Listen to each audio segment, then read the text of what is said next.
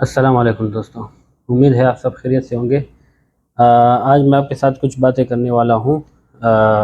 Nurse technician या emergency nurse और या जो है कोई भी टेक्नीशियन हो, ठीक है। उसमें OT technician, ICU technician, पीड्स technician, anaesthesia, dental technician, जितने भी टेक्नीशियंस हैं जिनके पास 1 ईयर या 2 इयर्स का डिप्लोमा होता है, ठीक है। तो ये सारे जो है ना, ये टेक्नीशियंस कहलाते हैं, ठीक है।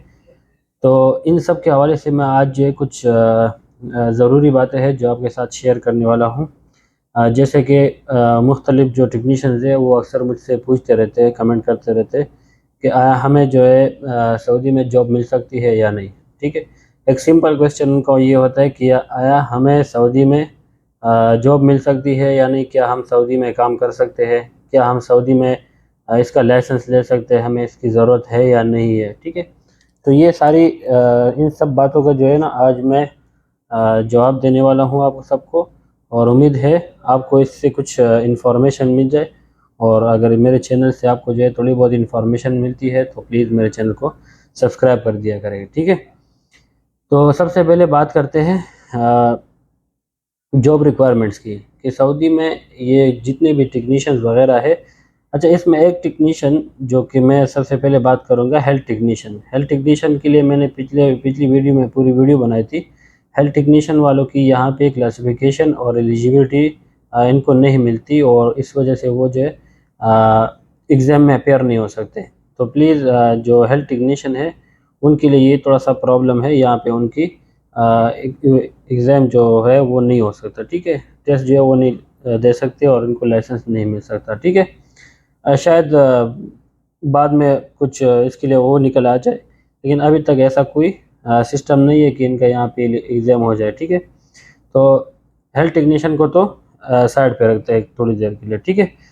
फिर उसके बाद आते हैं बाकी टेक्नीशियन। बाकी जितने सारे टेक्नीशियंस हैं उनको यहाँ पे जॉब के लिए जो रिक्वायरमेंट है सऊदी में, वो सेम वही रिक्वायरमेंट है जो पाकिस्तान में आपको चाहिए होती है, ठीक है। आप आपके पास जो है डिप्लोमा होता है, और अगर आपके रजिस्ट्रेशन जो पीएनसी में हो जाती है, पाकिस्तान नर्सिंग कौंसिल में हो जाती है, तो आप वहाँ पे भी जो है वो लाइसेंस भी आपके साथ होना चाहिए, ठीक है। तो वो लाइसेंस हो गया, डिप्लोमा हो गया, ठीक है। और साथ में जो है यहाँ का जो लाइसेंस है सऊदी का वो होना चाहिए, और साथ में एक्सपीरियंस होना चाहिए। पाकिस्तान में आप चाहे कोई भी कंट्री हो, किसी भी कंट्री से हो, तो आपको वहाँ का एक्सपीरियंस चाहिए, कम से कम 2 इयर्स का जो है आपको उसी फील्ड में एक्सपीरियंस चाहिए, और वो एक्सपीरियंस सर्टिफिकेट आपको जो है वो चाहिए होता है, ठीक है। तो ये जॉब रिक्वायरमेंट्स है सऊदी अरबिया में, ठीक है। अब बात करते हैं कि आया ये जॉब जो है ये हमें आसानी से मिल सकते हैं सऊदी में हमें आया जॉब आसानी से मिल जाते हैं कि नहीं, ठीक है। तो बात करते हैं कि सऊदी में जॉब्स इनको कहाँ कहाँ पे मिल सकती है, ठीक है। सबसे पहले तो बात करते हैं सेंटर्स की, ठीक है। सेंटर्स में जैसे आपने सुना होगा कि ओल्ड एज होम होते हैं और रिहेबिलिटेशन सेंटर होते हैं, ठीक है। उसमें जो है मेंटल रिटार्ड और हैंडीकैप पेशेंट्स होते हैं, ठीक है। एक तो वो सेंटर हो गई, दूसरा जो है हॉस्पिटल्स है, ठीक है। तो हॉस्पिटल्स में जो है ना वो स्टार्ट होते हैं सेकेंडरी हॉस्पिटल, यहाँ पे मोस्टली जो है सेकेंडरी और टर्शरी केयर हॉस्पिटल्स है, ठीक है। और बाकी जो है अगर प्राइमरी केयर सेटअप से, तो वो जो है पोली क्लिनिक्स कहलाते हैं, ठीक है। तो पोली क्लिनिक्स में यहाँ पे आपको ड्यूटी मिल सकती है, हॉस्पिटल्स में मिल सकती है, सेंटर में मिल सकती है, लेकिन मोस्टली जो है इनको सेंटर में जो है बुलाते हैं, ठीक है। अब सेंटर में जो है कौन लोग बुलाते हैं, यहाँ पे जो है जो सेंटर को स्टाफ प्रोवाइड करते हैं वो एक कंपनी प्रोवाइड करती है, ठीक है। वो कॉन्ट्रैक्टिंग कंपनी होती है, उनका एक कॉन्ट्रैक्ट होता है उस सेंटर के साथ। तो वो पाकिस्तान से वो कंपनी स्टाफ बुला के फिर आगे जो है ना उनको प्रोवाइड करते हैं स्टाफ, ठीक है अपने। तो वो सेंटर में जो है आपको जॉब मिल सकती है, ठीक है। वो उसके लिए आपको वीज़ा जो है डायरेक्ट पाकिस्तान से आसानी से मिल जाता है, ठीक है। मुख्तलिफ एजेंसियाँ हैं उनके पास ये वीज़े आते रहते हैं, ठीक है। तो सबसे पहले तो सेंटर में आपको जॉब मिल सकती है। दूसरी बात ये है कि हॉस्पिटल्स में, ठीक है। तो हॉस्पिटल्स वाले यहाँ पे ये होता है कि मोस्टली वो डायरेक्ट वीज़े नहीं प्रोवाइड करते, ठीक है। अब वीज़े इशू नहीं करते तो उससे क्या होता है कि पाकिस्तान में फिर लोग कहते हैं कि यार हमें इस चीज़ का वीज़ा चाहिए, तो वो डायरेक्ट हॉस्पिटल वाले का भी जो है इशू नहीं करते, ठीक है। और अगर करते हुए तो वो बहुत रेयर केसेस में करते, या तो कोई हॉस्पिटल्स वाले हैं, सॉरी डॉक्टर्स वगैरह को, या जो है कोई सर्जन वगैरह जो भी है, ठीक है, उनके लिए थोड़ी वीज़े निकलते और वो जो उनके लिए इशू हो सकते हैं, ठीक है, जो स्पेशल लोग होते हैं, ठीक है। इसके अलावा जो है साइड पे, तो साइड पे जो इमरजेंसी टेक्नीशियंस है उनको आराम से जो है साइड पे जॉब मिल सकती है। साइड पे ऐसा होता है कि कंपनी, कंस्ट्रक्शन कंपनीज होती है और मुख्तलिफ दूसरे कंपनीज होती है, उनमें काम हो रहा होता है, उसमें लेबर काम करते हैं, तो उनको फ़र्स्ट एड प्रोवाइड करने के लिए, खुदा न खास्ता कोई इमरजेंसी की सूरत में फ़र्स्ट एड प्रोवाइड करने के लिए जो है साइड पे इमरजेंसी नर्स या इमरजेंसी नर्स टेक्नीशियन, जो भी आप कह लो, नर्स टेक्नीशियन, वो उनको चाहिए होता है, ठीक है। तो इसके लिए जो है साइट के लिए फिर वो क्या रिक्वायर करते हैं, क्या इनकी रिक्वायरमेंट्स होती है, उनकी रिक्वायरमेंट्स फिर इसमें थोड़ी सी एडिशनल रिक्वायरमेंट्स आ जाती है। उसमें ये है कि आपके पास BLS, और अगर पॉसिबल है ACLS, तो मोस्टली नहीं होता, लेकिन BLS आप लोग के पास होना चाहिए, ठीक है। तो BLS का जो सर्टिफिकेट है, अगर वो आपका वैलिड है तो वो ज़्यादा बेस्ट रहेगा आपके लिए, ठीक है। तो साइड पे भी ड्यूटी मिल जाती है। बाकी पॉली क्लिनिक से तो वो जिस तरह मैंने आपको कहा कि प्राइमरी केयर हेल्थ सेंटर जो है वो आपके लोग वो पॉली क्लिनिक कहलाते हैं, ठीक है। तो उसमें भी आपको आराम से ड्यूटी मिल सकती है। लेकिन ये जितने भी ड्यूटीज़ है टेक्नीशियंस के लिए ख़ास तौर पर, पाकिस्तान में तो फिर भी हॉस्पिटल वाले जो है हायरिंग कर लेते हैं। आजकल थोड़ी सी सख्ती हो गई है, फिर भी करते हैं क्योंकि टेक्नीशियन का एक अलग फील्ड होता है। लेकिन बनिस्बत पाकिस्तान के यहाँ पे जो है ये टेक्नीशियंस की जॉब इतनी अवेलेबल ज़्यादा नहीं होती, ठीक है। और अगर अवेलेबल होती भी है तो उसमें जो यहाँ के जो लोकल्स है, आजकल ये बहुत ही जो है जो मेडिकल फील्ड में आए हुए, तो यहाँ के जो लोकल्स है अक्सर वो इस फील्ड में आके जो है वो पोस्ट ले लेते हैं, ठीक है। तो ऐसा नहीं है कि नहीं मिलती, जॉब मिल जाती है, लेकिन ये है कि फिर उसके लिए स्ट्रगल बहुत करना पड़ता है, ठीक है। तो फॉर एग्जांपल आप वहाँ से आ गए, आप ऐसा नहीं है कि आप वहाँ से आने के साथ ही जो है बहुत डिमांड में है, तो मतलब एक डिमांड बहुत ज़्यादा नहीं है, ठीक है।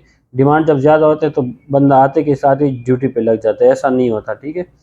तो आपको यहाँ पे फिर स्ट्रगल करना पड़ता है, फिर जो है वेट करना पड़ता है, समटाइम जो है ना आपको 1 मंथ 2 मंथ 3 मंथ्स तक भी जो है ना बैठना पड़ता है, ठीक है। तो ये बात जहन में रखनी है आपने, ख़ास तौर पर सबको मैं कह रहा हूँ कि अगर आप कोई भी सऊदी में आना चाहते हो और ख़ुद से किसी वीज़ा कोई वीज़ा ले के जो है आप आते हो और ये सोचते हो कि यार वहाँ जाके जो है हमें ड्यूटी मिल जाएगी, तो पहली बात तो ये कि आपको आपके पास लाइसेंस होना चाहिए, पाकिस्तान का भी इधर का भी। पाकिस्तान का ना भी हो तो इधर का आपने लाइसेंस लेना है, ठीक है।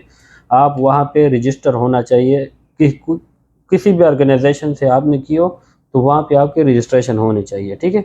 जब आपकी वहाँ पे रजिस्ट्रेशन होगी तो इसका मतलब ये है कि ये लोग भी आपको उसी पोस्ट पे जो है यहाँ पे वो कर देंगे, ठीक है, आपके डॉक्यूमेंट्स इवैल्यूएशन के बाद, ठीक है। तो यहाँ पे जॉब ढूंढने में टाइम लग सकता है टेक्नीशियन को ख़ास तौर पर। बाकी दीगर नर्सिस के लिए अगर मैं बात करूँ तो नर्सिस को जो है जॉब बहुत ही आसानी के साथ मिल जाते हैं यहाँ पे।